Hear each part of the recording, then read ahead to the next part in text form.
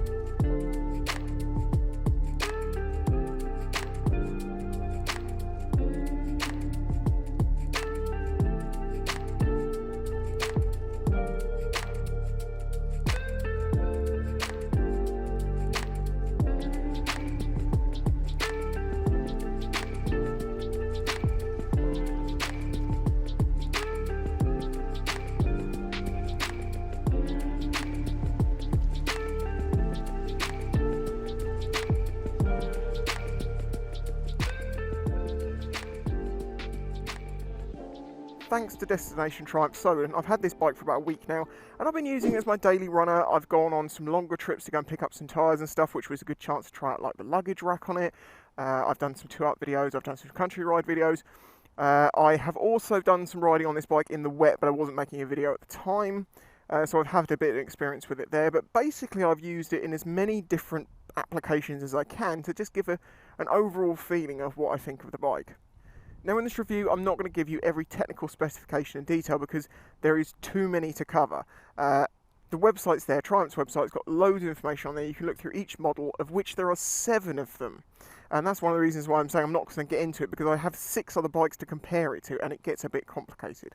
I've got a piece of paper here because I couldn't remember all the models. So, of the Triumph Tiger 1200, there is the XR, the XRX, the XRT, the XCX and the XCA. You also have the Alpine and the Desert Special Editions. The XR is about £12,000. The XCA, which is like top of the range, is 17 as a starting point. This is anyway. When you start adding extras on, it's going to get a bit more than that. And the Alpine sits somewhere in the middle at 15k, roughly.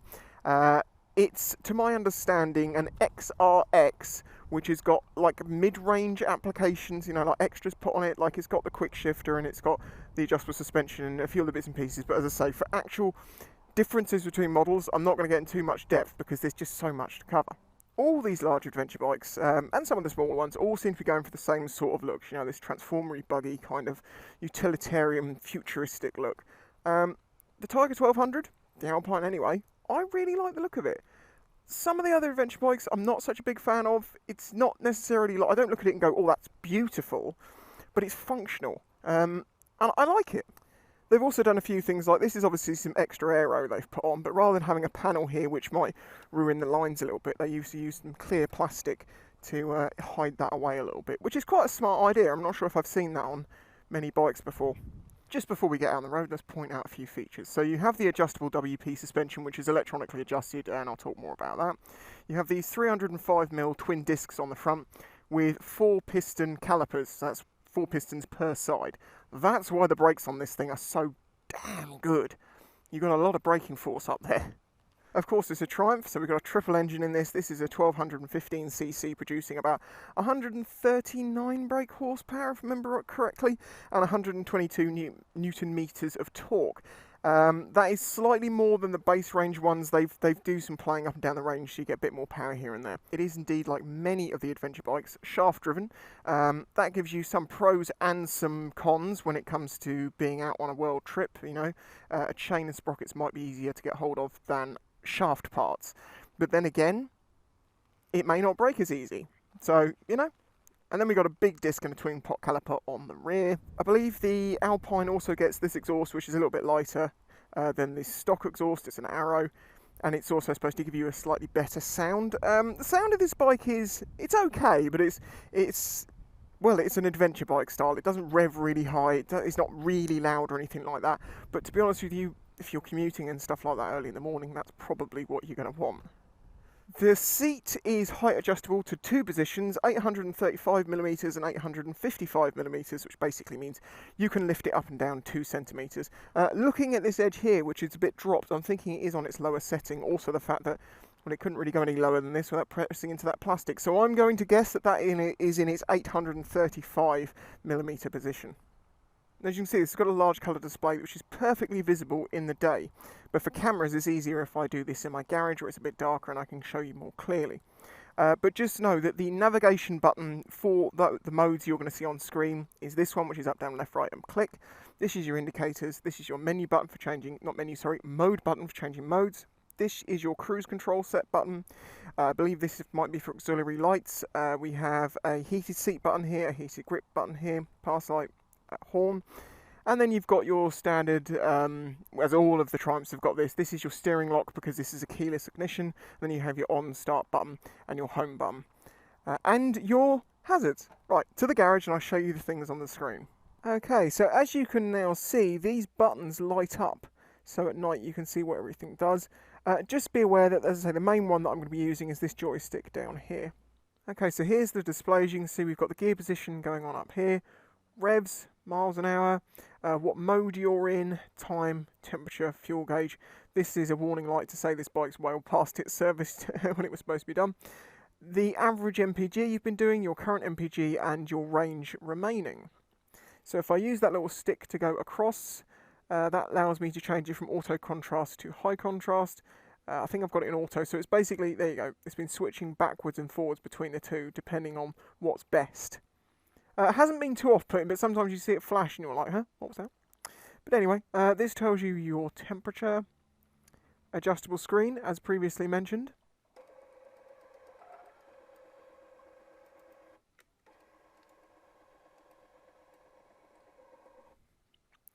Then this is where you can change your suspension settings. You just click down to go to the more softer settings and up for the more sporty firm settings, but you do have to kind of hold it for a while for it to for you to really say, yeah, okay, I want to go past that bit.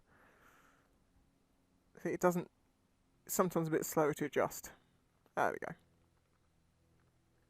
I've been playing with it a bit, but I found that normal is absolutely fine. So if I click the mode button, this is where you select your modes.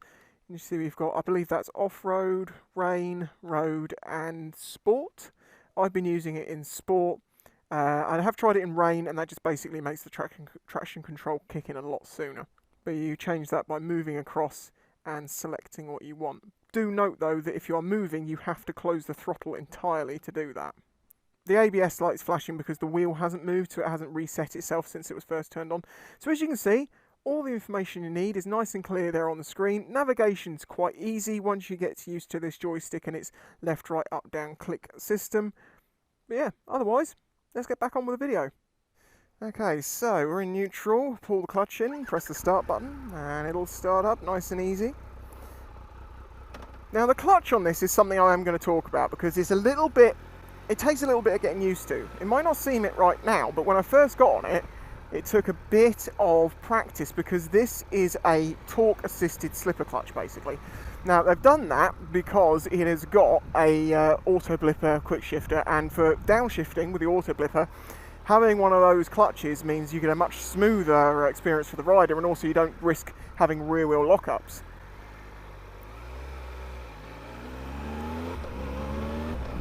So you can just come down through the box like that. You do get some engine braking, you know, you get some and you can use it, but you're not going to get the rear wheel lockup, you're not going to get it hopping along or anything like that. So the only thing you're using the clutch for is basically pulling away, stopping, and very slow control. Because you don't need to use it like that low down if you're just trundling along in traffic.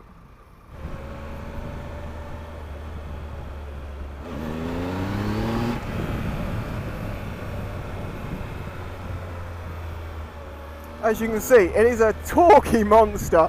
122 Newton meters of torque. It's a fair amount.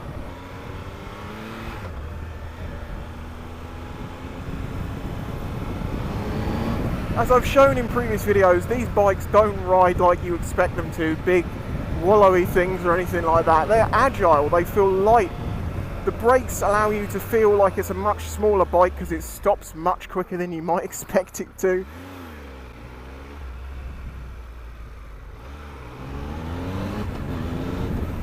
Quick shifter is smooth even down in lower gears, as is the auto blipper. You see, you can just... Now that was the traction control for a split second. Sometimes that sort of thing happens. The bike wants to go and then it's like, hold on, just wait a second. I'll give you all the throttle in a minute. That's a good thing and a bad thing.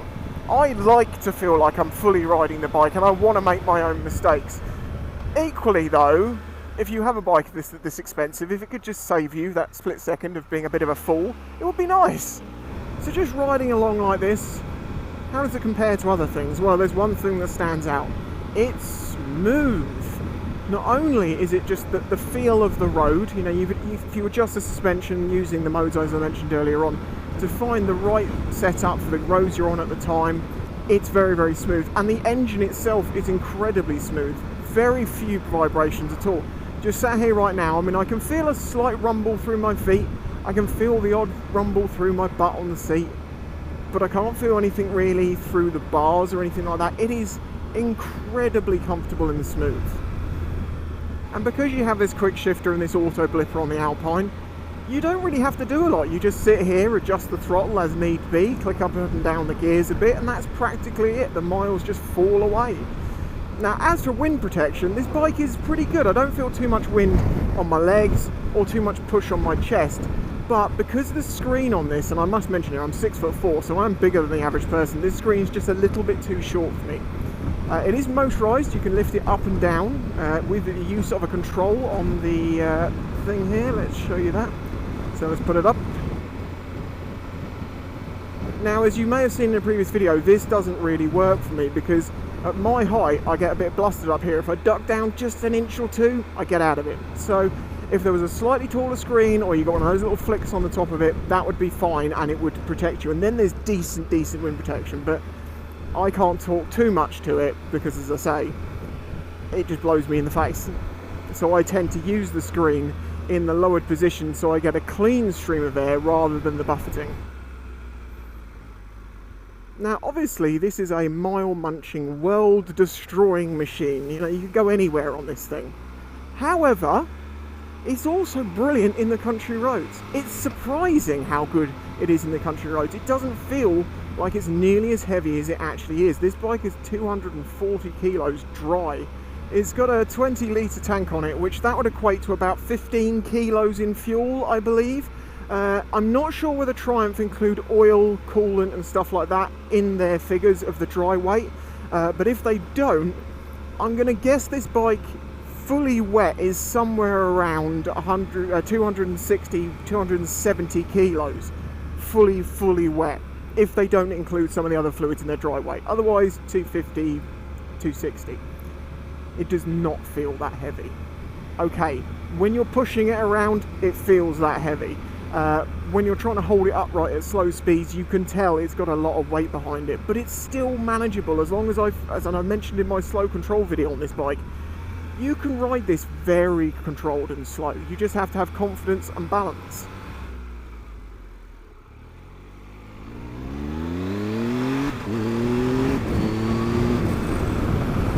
That quick shifter, you can feel it's a soft gear change. It smooths it right out.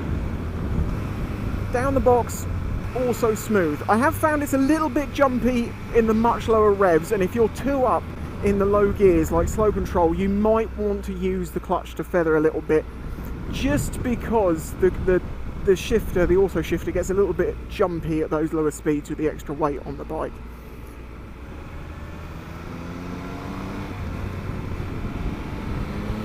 See, it's the lightest twist of the throttle gets you going, the lightest press of the brakes slows you down, and I think that's how they're hiding the size of this bike. You know, 8 pistons over 2 300mm discs on the front. That's a hell of a lot of braking force. This bike only does 140 miles an hour, but I honestly think quads are a nightmare. No. I honestly think that the reason they've done that is to give the bike an overall lighter feeling, because a single finger press on the brakes brings you to a very uneventful but fast stop. You know, this has got the ABS, it's got traction control, and that is corner optimized ABS and traction control, so it's going to look after you in the corners as well, which is great. There's no one behind me. To give you an example, from 30 miles an hour, one finger. You see what I mean? That's literally one finger. See what I mean about the sound? It's not that loud. Meaty. There we go.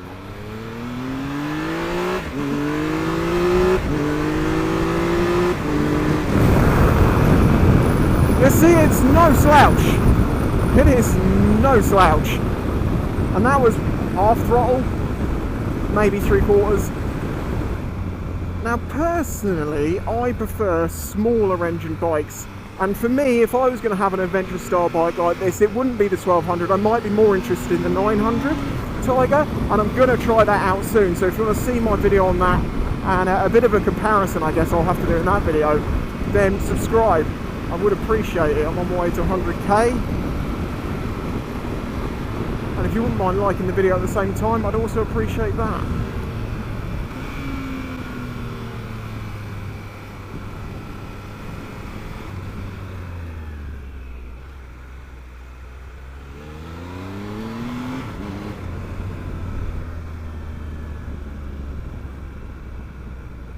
Now this bike is quite complicated with all its electronics and everything, but the thing is, once you set it up, unless conditions change, you won't need to change it again.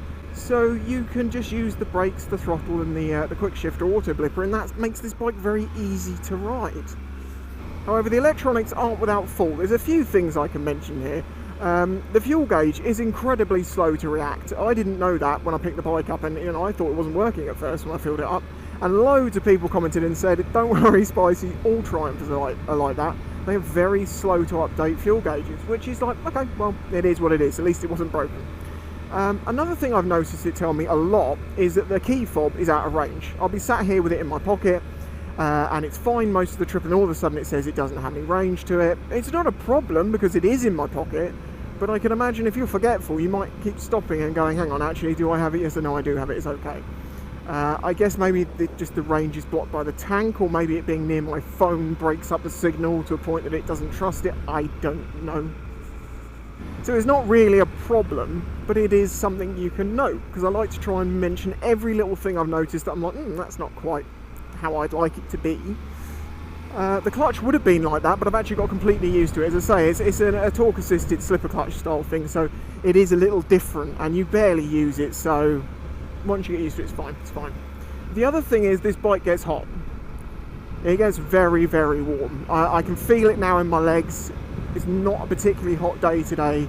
There is a bit of a wind blowing, that's helping cool things down a bit, but if I slow down, I can really feel the heat coming off into this engine. It really does kick it out, which I'm sure in the winter would be absolutely amazing. In the summer, it's not so much. Now, of course, that's something that just some bikes are like. I have a Yamaha XJ6, and that too, it's affectionately known as the ball cooker, because it really does dump all that heat into your column. Look, it's a really big column. It's a monument to someone. I can't remember who it is right now. Now, if you're really, really interested in this bike, I do suggest going back and watching all the videos over the past week that I've done on it. All of them generally are testing or trying out something different on this bike, and I've tried out like the cruise control and things like that on this bike. And as I've said before, cruise control freaks me out a little bit. I prefer to feel like I'm in control, but if you're in a comfortable position on the motorway, you've got a nice gap, putting it in cruise control and just sitting there and adjusting the speed up and down with this button is quite nice. I've enjoyed it. But it's also nice that if you pull the clutch, touch the brake, anything like that, or the throttle, it will cut out and you're back in full control as soon as you need to be. I don't know if I have a huge amount more... Whoa!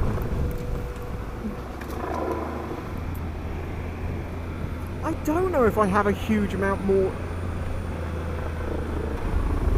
Whoa!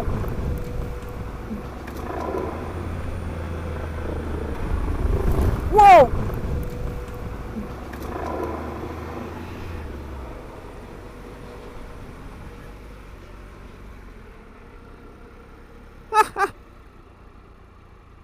Watch out, mate, a big ass tree branch just got taken down by that helicopter and nearly took me out at the same time.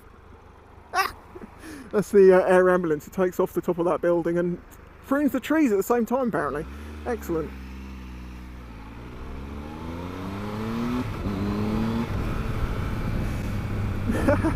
I was about to say, I don't know what more I can say about this bike. It's just capable of everything, it feels like. There's nothing it can't really do. The only thing I don't think I'd personally want to try on this bike, unless I didn't care about scratching it, is off-roading it. Just because it is a big, tall bike with quite a bit of weight high up. It doesn't feel like that when you're riding it. It feels like the weight's lower down, but you do notice that when you're manual handling this bike, that if you lean it too many degrees, over, you start to really feel that weight. Now, the fuel consumption of this bike has actually been quite impressive over the time that I've been using it. I believe that I'm averaging 51.3 miles to the gallon, and it gives you a sort of current display, so you know in your current speed situation what sort of miles to the gallon you're getting. So if you're looking to hypermile it a bit, easy to do it there. And it also tells you your range that's remaining. Thankfully, when that range says 0, it has a fair few miles left in there. I experienced this the first time I rode this bike. Now, I have ridden the Suzuki 1050, the new V-Strom. I've ridden the old 1000 V-Strom, the 650 V-Strom. I've ridden the 2016, as it turns out, GS 1200. I've also ridden the S1000 XR, so I've ridden quite a few of these larger bikes, and out of all of them, if someone said to me, look, you're going to have to go a few hundred miles, pick one. It's a really difficult pick, but just because of the smoothness of this bike, I might pick this, maybe. But that is not me saying that this bike is better than those others. It's kind of too close. I think I'd have to try them back to back and to really find what I think is better and not better. But there is something about this, as I say, that stands out over some of the other ones, which is just the absolute smooth ride and control of the engine. It gives it a very premium feel.